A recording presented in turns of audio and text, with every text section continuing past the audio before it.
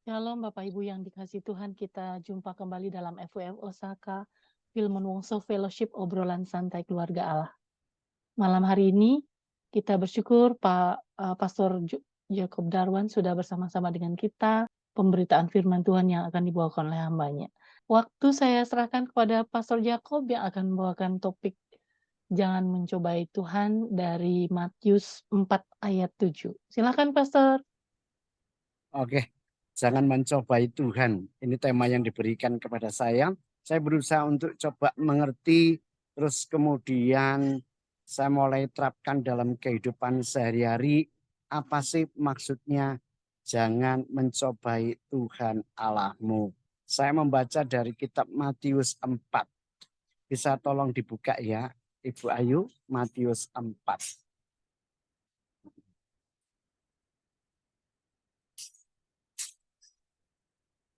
Oke, Matius 4, ini ayat 5 ya, sampai dengan 7 ya. Ini ketika Yesus dicobai oleh iblis ya. Kemudian iblis membawanya ke kota suci dan menempatkan dia di hubungan bait Allah. Lalu berkata kepadanya, "Jika engkau anak Allah, jatuhkanlah dirimu ke bawah. Sebab ada tertulis mengenai engkau, ia akan memerintahkan malaikat-malaikatnya dan mereka akan menatang engkau di atas tangannya supaya kakimu jangan terantuk kepada batu." Yesus berkata kepadanya, "Ada pula tertulis, jangan engkau mencobai Tuhan Allahmu." Ya, dari itu kemudian selanjutnya dan iblis membawanya. Oh ya, oke, sampai di sini. Jadi iblis berusaha untuk mencobai Yesus dengan mengatakan, karena iblis pakai firman juga itu kalau nggak salah di kitab Mazmur. Ya, jika engkau anak Allah, jatuhkanlah dirimu ke bawah sebab ada tertulis mengenai engkau, ia akan memerintahkan malaikat-malaikatnya dan mereka akan menatang engkau di atas tangannya supaya kakimu jangan terantuk kepada batu. Lalu jawab Yesus, ada pula tertulis janganlah engkau mencobai Tuhan Allahmu. Maksudnya apa? Ya kan? Janganlah engkau mencobai Tuhan Allahmu. Gitu ya. Apakah ini saya berusaha coba untuk mikir, kenapa kok Yesus jawab seperti itu? Kalau seandainya dia menjatuhkan dirinya, apakah betul bahwa Tuhan tolong? Gitu ya kan? Atau tidak? Atau Yesus tahu, iblis pun tahu bahwa Tuhan pasti tolong. Tapi apakah betul Tuhan tolong? Dan kalau Tuhan tolong, maka jawabnya Yesus mengatakan, ya jangan kamu cobai. Tuhan pasti bisa. Tapi kalau bisa, kenapa kita harus mencobai dia? Gitu loh. Dengan menjatuhkan diri supaya dia tolong untuk menunjukkan keberadaannya. Gitu ya. Ini saya berpikir seperti itu. Nah, tulisan ini, janganlah engkau mencobai Tuhan Allahmu, itu juga ada di kitab Keluaran. Pasal Keluaran 17. Gitu. Ya, coba dilihat. Keluaran 17 ayat 1 sampai 7. Coba ya, ini saya bacakan. Keluaran 17 ayat 1 sampai 7. Ini ada ceritanya, ini bagus sekali.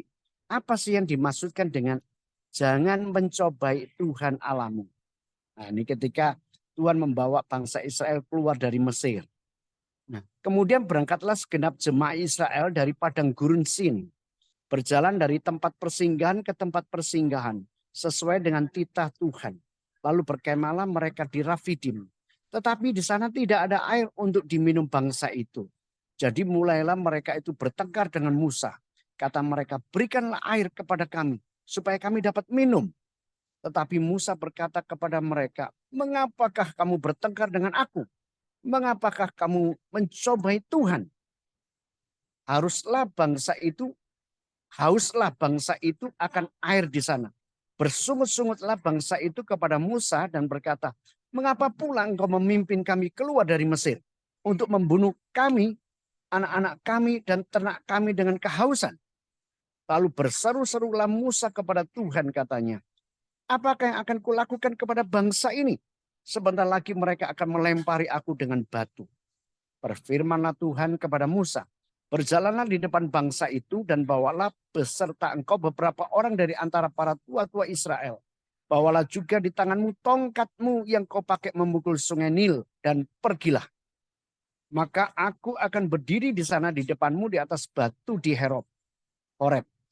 Haruslah kau pukul gunung batu itu dan dari dalamnya akan keluar air. Sehingga bangsa itu dapat minum. Demikian diperbuat Musa di depan mata tua-tua Israel. Dinamailah tempat itu Masa dan Meriba. Oleh karena orang itu telah bertengkar dan oleh karena mereka telah mencobai Tuhan dengan mengatakan, adakah Tuhan di tengah-tengah kita atau tidak? Jadi melalui perkataan ini saya mulai mengerti, berusaha untuk menangkap apa yang iblis atau yang Yesus katakan kepada iblis. Gitu loh. Jangan engkau mencobai Tuhan. Gitu. Ya kan? Jangan engkau mencobai Tuhan, ada tertulis jangan engkau mencobai Tuhan Allahmu. Gitu. Maksudnya apa? Gitu loh. Jangan mau mencobai Tuhan dengan mengatakan adakah Tuhan di tengah-tengah kita atau menunjukkan Tuhan itu memang ada atau tidak. Nah, seperti itu. Nah, ini mulai saya merenungkan ya. Adakah Tuhan di tengah-tengah kita atau tidak? Padahal 10 kali sebelum mereka keluar dari tanah Mesir, Tuhan sudah menunjukkan mujizat demi mujizatnya. Tulah demi tulah. Tapi bagaimana Tuhan memisahkan tulah untuk bangsa Mesir dan keamanan untuk bangsa Israel. Tidak ada satupun binatang atau tulah itu yang masuk untuk masuk menghukum bangsa Israel. Tidak ada satupun. Dan mereka mendengar. Bahkan mungkin mereka melihat. Oleh karena itu, kok bisa mereka itu berulang kali telah melihat kekuatan Allah, mujizat, pembelaan, penyertaan Tuhan.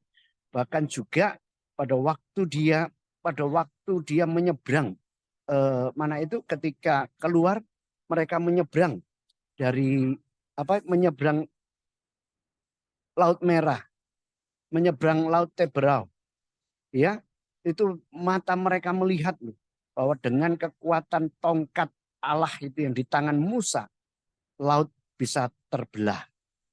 Gitu. Kemudian Tuhan bisa mendatangkan manna, bahkan burung puyuh, daging.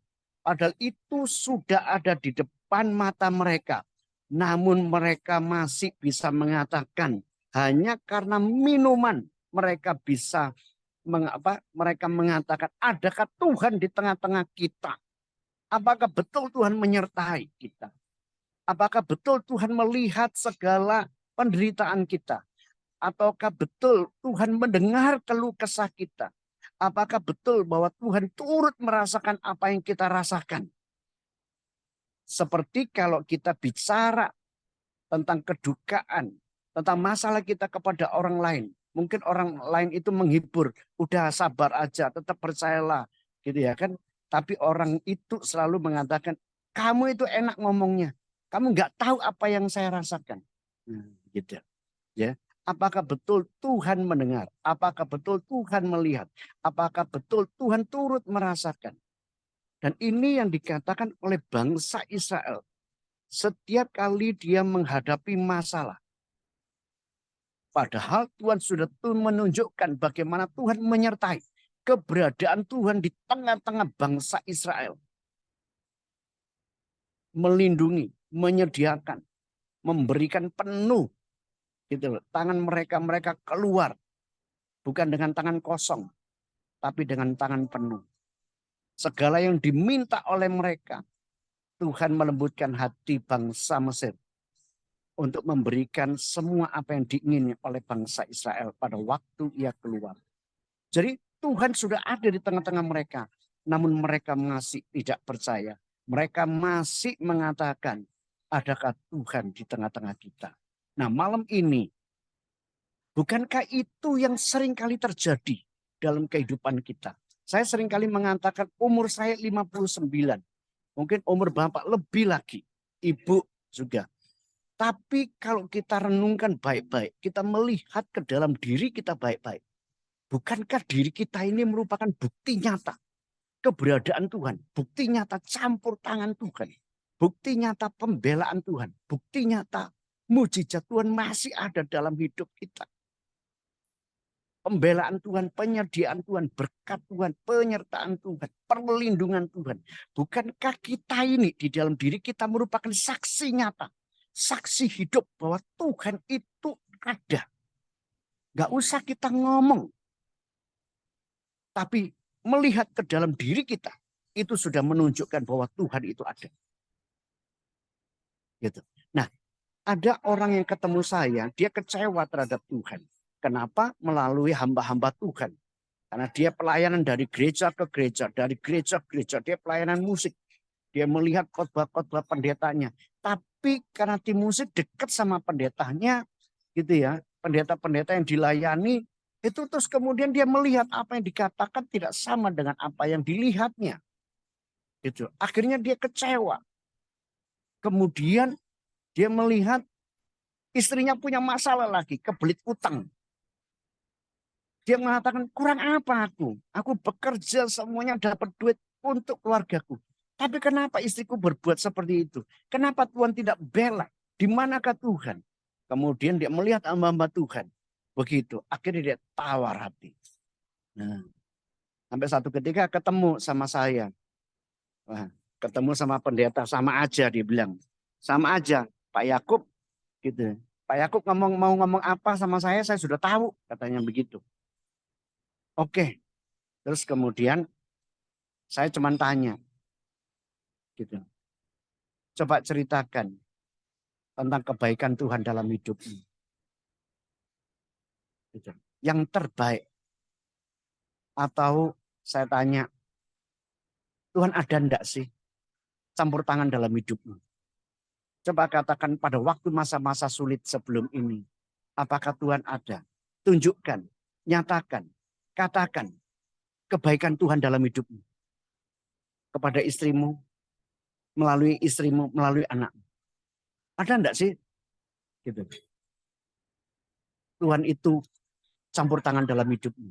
Oh, jelas ada. Nah, kalau ada, kenapa kamu kecewa sama Tuhan? Bukti yang nyata di dalam hidupmu itu bukti nyata bahwa Tuhan itu baik. Tuhan itu ada. Nah, kenapa di luar itu orang-orang pendeta ataupun tidak baik, terus kenapa istrimu begini, utang, kebelet utang, itu bukan karena Tuhan yang salah, tapi karena mereka. Cara pandangnya berbeda, pengertiannya mereka berbeda. Mungkin apa yang mereka katakan tentang Tuhan baik, tapi perbuatan mereka di luar apa yang dia katakan. Jadi sesungguhnya Tuhan itu ada dalam hidupmu. Kamu nggak usah tanya apakah betul Tuhan itu ada. Ya, jadi sesungguhnya di dalam hidup kita ini sering mencobai Tuhan. Dengan apa? Dengan khawatir, dengan takut masa depan kita. Takut rumah tangga kita, pekerjaan kita, bisnis kita, anak-anak kita, pelayanan kita. Bahkan mungkin keterikatan kita, kebiasaan-kebiasaan buruk yang kita lihat. Kita bisa mengatakan nggak mungkin bisa keluar. Saudara, itu nasibnya lah.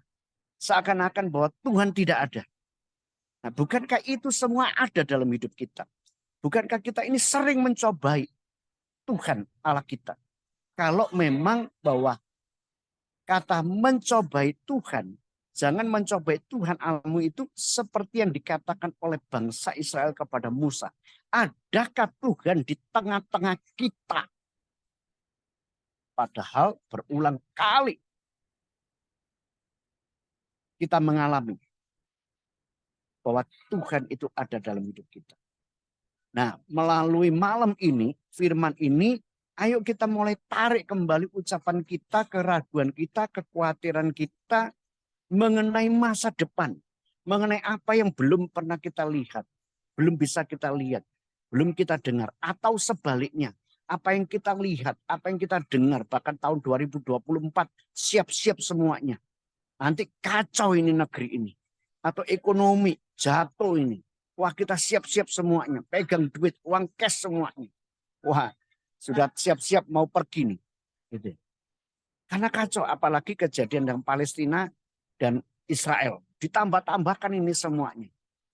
Nanti kekristenan Islam, apa yang mulai kacau ini. Nah, ini mereka sudah banyak siap-siap.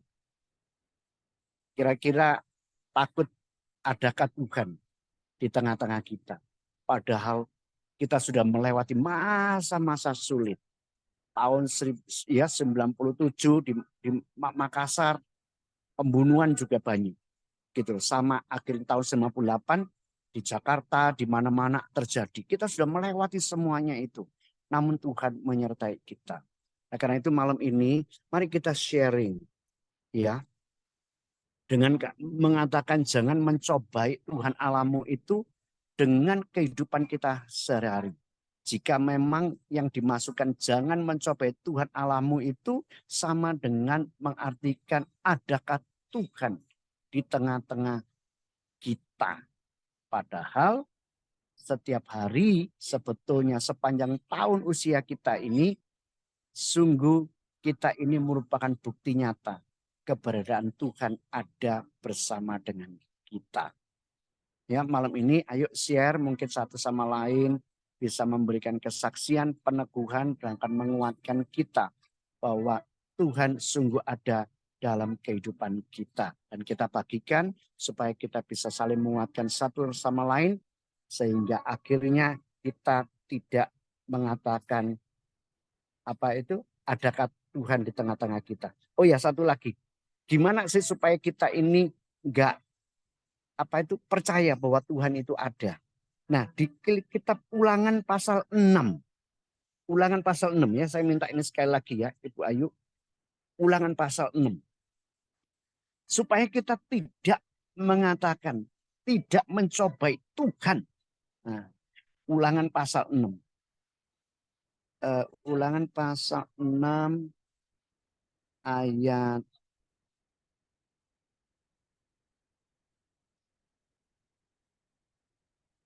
6. Dimulai ayat 6.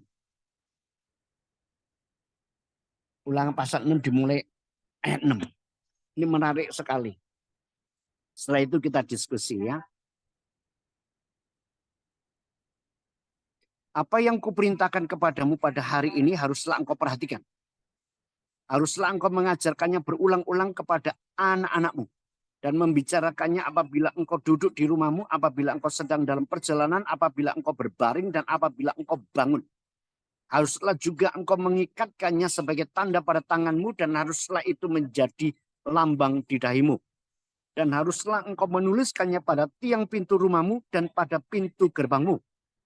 Maka apabila Tuhan Allahmu telah membawa engkau masuk ke negeri yang dijanjikannya dengan sumpah kepada nenek moyang, maka berhati-hatilah supaya jangan engkau melupakan Tuhan yang telah membawa kamu keluar dari tanah Mesir, dari rumah perbudakan. Engkau harus takut akan Tuhan Allahmu, kepada Dialah haruslah engkau beribadah, dan demi namanya haruslah engkau bersumpah. Janganlah kamu mengikuti Allah lain dari antara Allah bangsa-bangsa sekelilingmu. Sebab Tuhan Allahmu adalah Allah yang cemburu di tengah-tengahmu. Supaya jangan bangkit murka Tuhan Allahmu terhadap engkau. Sehingga ia memunahkan engkau dari muka bumi. Janganlah kamu mencobai Tuhan Allahmu seperti kamu mencobai dia di Masa dan di Meribah. Haruslah kamu berpegang pada perintah, peringatan, dan ketetapan Tuhan Allahmu yang diperintahkannya kepadamu. Haruslah engkau melakukan apa yang benar dan baik di mata Tuhan. Supaya baik keadaanmu dan engkau memasuki dan menduduki negeri yang baik yang dijanjikan Tuhan dengan sumpah kepada nenek moyangmu, dengan mengusir semua musuhmu dari hadapanmu seperti yang difirmankan Tuhan. Apabila di kemudian hari anakmu bertanya kepadamu, apakah peringatan, ketetapan, dan peraturan itu yang diperintahkan kepadamu oleh Tuhan Allah kita? Maka haruslah engkau menjawab anakmu itu. Kita dahulu adalah budak Fir'aun di Mesir. Tetapi Tuhan membawa kita keluar dari Mesir dengan tangan yang kuat. Tuhan membuat tanda-tanda dan mujizat-mujizat yang besar. Dan yang mencelakakan terhadap Mesir. terhadap Fir'aun dan seisi rumahnya di depan mata kita. Tetapi kita dibawanya keluar dari sana supaya kita dapat dibawanya masuk untuk memberikan kepada kita negeri yang telah dijanjikannya dengan sumpah kepada nenek moyang kita. Tuhan Allah kita memerintahkan kepada kita untuk melakukan segala ketetapan itu dan untuk takut akan Tuhan Allah kita supaya senantiasa baik berada keadaan kita dan supaya Ia membiarkan kita hidup seperti sekarang ini dan kita akan menjadi benar apabila kita melakukan segenap perintah itu dan dengan setia di hadapan Tuhan Allah kita seperti yang diperintahkannya kepada kita. Nah, firman ini mengajarkan kepada kita, Musa memberitahukan kepada bangsa Israel dengan mengingatkan supaya orang tua kita semua mengajarkannya yang telah melihat mujizat demi mujizat yang dinyatakan oleh Tuhan kepada mereka yang mereka alami supaya mereka memberitahukannya kepada anak-anak mereka. Bahkan menuliskannya di pintu, di atas, di dinding, di dahi misalnya. Sebagai peringatan di tangan kita. Semuanya. Supaya apa? Supaya kita tetap percaya kepada Dia. Supaya kita tidak menyimpang ke kiri atau ke kanan jalan kita. Supaya kita tidak mengikuti Allah-Allah lain. Yang dimana setiap jalan yang dilalui, daerah, wilayah, bangsa yang dilewati dengan Allah-Allah mereka telah ditundukkan kepada Allahnya bangsa Israel yang hidup. Jadi supaya kita tidak khawatir, supaya kita tidak takut, supaya jangan kita mencobai Tuhan, yaitu dengan mengingat akan segala kebaikan, kemurahan Tuhan di dalam hidup mereka. Gitu. Ya. Nah, inilah yang kita harus terapkan. Mari malam ini kita coba bersaksi. Adakah Tuhan campur tangan dalam hidup kita? Ya, supaya tidak ada lagi perkataan bahwa adakah Tuhan di tengah-tengah kita. Dengan kata lain, jangan mencobai Tuhan Allahmu. Amin. Oke, Bu Ayu. Amin. Saya serahkan untuk diskusi malam ini dengan menyaksikan bahwa Tuhan menyertai kita. Adakah Tuhan di tengah-tengah kita, dalam keluarga kita mungkin, dalam kehidupan pribadi kita, dalam pekerjaan kita, dalam pelayanan kita. Oke, Bu Ayu, thank you. Terima kasih, Pastor.